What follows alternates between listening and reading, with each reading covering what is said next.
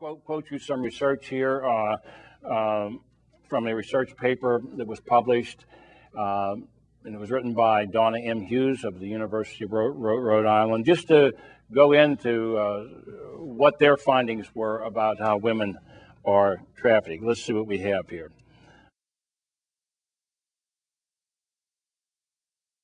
Now, scenarios vary, but traffickers have learned how to prey upon women and girls. Interestingly enough, they discovered the same methods around the world. So there are common methods used all over the world, including in this country. One method of recruitment is advertisements. Now, this paper was done on a study of women trafficked from the Ukraine, one of the former republics of the Soviet Union, a very poor country where women are in desperate need of work there, income, opportunities for a better life. So they're vulnerable for these reasons. One method of recruitment is advertisements in newspapers offering lucrative job opportunities for low-skilled workers. If you've ever been out of work and you don't have many skills, maybe you haven't completed your education, you might know what this is like. You comb the newspapers hoping to find a job that looks good, but for which you are not afraid to go apply because you have the qualifications listed. Some advertisements promise good salaries to young, attractive women who will work as dancers and hostesses. Some others are promised good jobs as waitresses and nannies.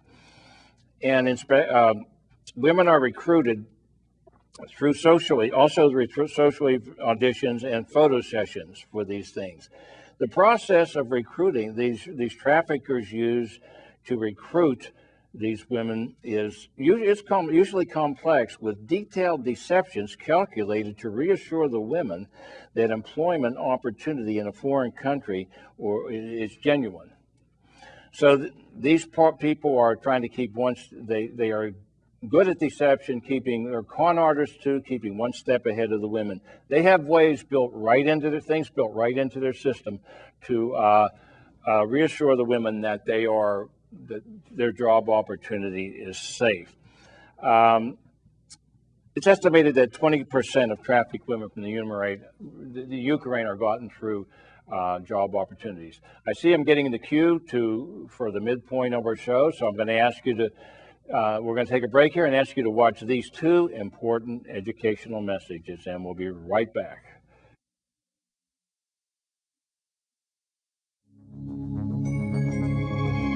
You make your way through life, deciding who you are, how you feel, and what you believe. Sure, it's hard, but you do what you know is right. Maybe your voice isn't the loudest, but it's the voice you dare to listen to. If you're facing an unexpected pregnancy, call 1-800-550-4900. When I found out I was pregnant, I thought I would lose my job. My boyfriend told me to choose between him and the baby. I worried about staying in school. I was already struggling to care for one child. My parents told me I wasn't ready to be a mom, so I had an abortion. I had physical problems afterwards. I went from relationship to relationship. I hated myself. I started to have nightmares. I cried when I saw a pregnant woman. I tried to commit suicide. Couldn't bond with the child I later had. I tried to numb my pain with alcohol. I struggled with depression. I had trouble conceiving again. You see, abortion didn't solve our problems. It just created different ones. Each of us thought we were the only ones struggling afterward. Now we realize many women regret their choice. That's why we are silent no more. We found help and healing, and you can too. Call or go online today. Welcome back, everyone. I'm going to read you an actual quotation from a woman, Nadia, who survived trafficking. She was promised a job in Italy as a waitress, but was actually being kidnapped by traffickers. There comes a point in trafficking when they have to tell these young women or girls that there's not going to be a job as a nanny, but or what have you, some other agreeable prospect, or as a model, but that they're going to be selling their bodies to men, and no man can be refused.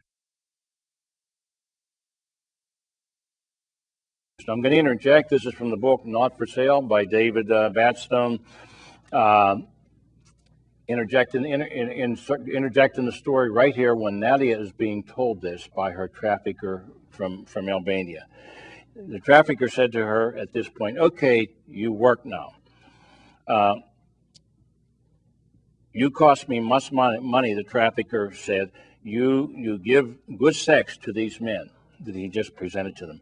Both girls took several steps backwards, and Nadia spoke strongly. "No way! You have the wrong idea about us." Desperately searching for a way out of this mess, she offered two alternatives. "We will work very hard for you in a restaurant, but we cannot do this kind of work." The Serbian man had no patience for negotiation. He reached inside the right side of his jacket and pulled out a flat instrument. Nadia could not make out what he was holding until she saw the blade flick out from its shell. He deftly grabbed her by the hair and pressed the blade against her throat. And he says, "You show men good time or I'll cut your throat," he threatened. Shaking with fear, the girls went into two separate bedrooms where the portly men raped them. Over the next month, this script was played out countless times. 4 simple words: "You go to work," transported Nadia into a living hell. The very words, "You show men good time or I cut your throat," reveals that women and children being prostituted must put on an act to please the buyers, to make the money for their own survival, for the sake of their own survival. In her book, Renting Lacey by Linda Smith of Shared Hope International, investigations into American teenagers lured into prostitution, she says that it's as if these women and children exist in another dimension. You pass a strip club and see a girl seductively dressed, and you ask the question, could she really be a slave? Yet investigations can reveal that this is the reality. We see hookers, we see hookers on the street and feel disgusted, but we don't realize the extreme anguish that has led to this end, this tragic end. Girls must learn a new language, the language of the streets. It's a crude language that to fool the buyer, to lure the buyer into wanting to use or rape her, and yet repel the buyer from wanting to rescue her. It's more than just words, writes Linda Smith. A girl is routinely gang raped, sodomized, beaten, while being psychologically manipulated, until she just desperately wants to just escape the pain, wants the pain to stop. Now, you pimps out there, the Proverbs chapter 6 says, of the 6 things God hates, he says he hates the shedding of innocent blood. And in the Psalms it says that God hates violence and those who love violence. So you pimps out there, you have placed a target on your back. You have placed yourself in God's sight and are heading for a destination with him. The only way out that you have is to take advantage of his generous offer to pay your penalty for you through Christ's sacrifice and his blood, and repent toward God, turn around, go the other way, trust God, and follow him.